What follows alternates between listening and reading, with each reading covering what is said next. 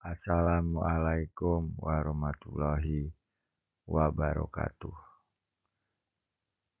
Jumpa kembali dengan Begawan Guru Channel. Kali ini kita akan membahas tentang memahami majas, pengertian dan contoh dalam bahasa Indonesia. Sebelum kita melanjutkan kepada pokok bahasan, mari sebelumnya subscribe Begawan Guru Channel. Terima kasih.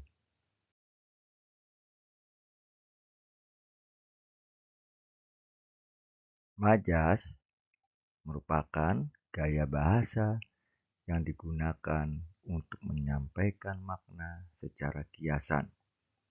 Dalam bahasa Indonesia, majas sangat penting untuk menambah keindahan dan kekayaan bahasa. Mari kita telusuri lebih dalam mengenai pengertian dan contoh majas. Salah satu bentuk gaya bahasa yang digunakan dalam kalimat agar semakin hidup dan menarik. Umumnya, majas digunakan dalam penulisan karya sastra, baik lisan maupun tulisan. Tujuan penggunaannya ialah untuk membuat pembaca mendapat efek tertentu dari gaya bahasa tersebut, karena akan memberikan kesan yang lebih emosional ketika seorang pembaca membaca sebuah cerita. Kali ini kita akan membahas tentang majas personifikasi.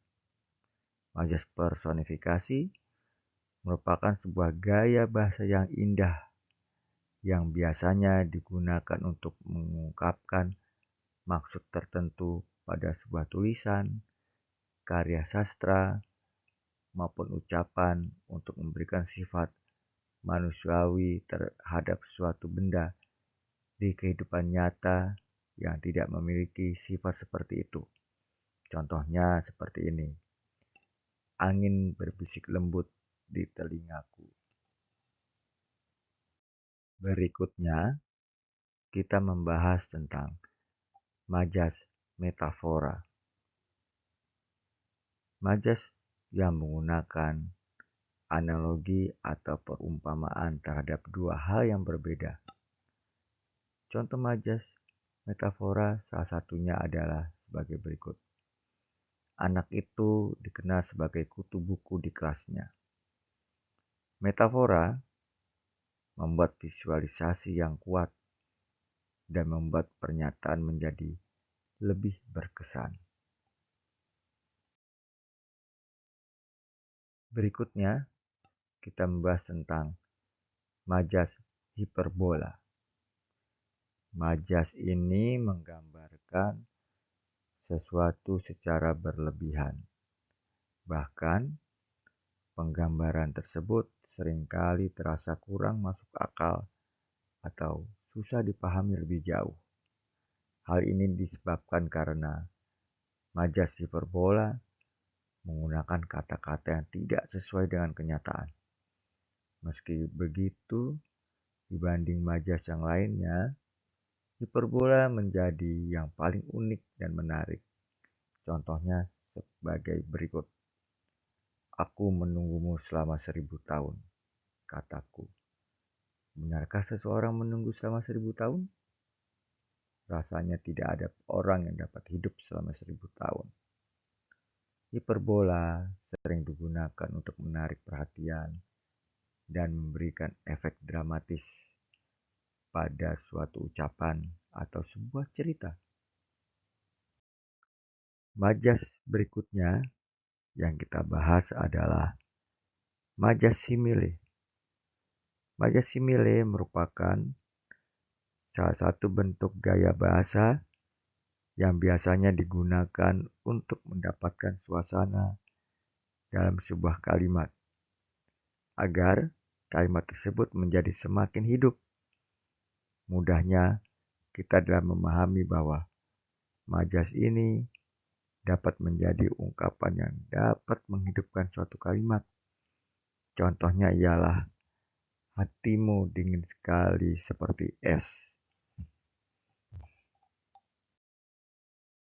Kemudian kita membahas majas sinestesia. Majas ini berupa ungkapan yang bersangkutan dengan indera yang dipakai untuk objek atau konsep tertentu. Biasanya disangkutkan dengan indera lain. Majas ini mirip dengan majas metafora. Contoh majas sinestesia ialah kata-katanya sangat pedas. Pedas merupakan indera perasa, bertukar dengan indera pendengaran. Majas ironi. Majas yang menyatakan sebuah kejadian atau situasi yang bertentangan dengan yang sebenarnya terjadi. Misalnya seperti ini. Bagus sekali tulisanmu, sampai aku tidak bisa membacanya. Art tersebut dapat diartikan bahwa tulisannya tidak bagus sampai tidak bisa dibaca oleh orang lain. Kesimpulan majas dalam materi kali ini adalah majas merupakan alat berbahasa yang penting dalam literatur dan komunikasi dalam bahasa Indonesia. Dengan memahami berbagai jenis majas, kita dapat menghargai keindahan bahasa Indonesia dan dapat meningkatkan kemampuan berbahasa kita. Mari terus berlatih dan berkreasi dengan menggunakan majas. Mari kita menamakan bahasa Indonesia, kita lestarikan bahasa daerah, dan pelajari bahasa asing. Terima kasih sudah mengikuti materi dalam video ini yang disiarkan oleh Pegawan Guru Channel. Semoga bermanfaat dalam mempelajari bahasa Indonesia. Terima kasih banyak dan selamat menikmati video selanjutnya dan silakan subscribe YouTube Pegawan Guru Channel. Terima kasih.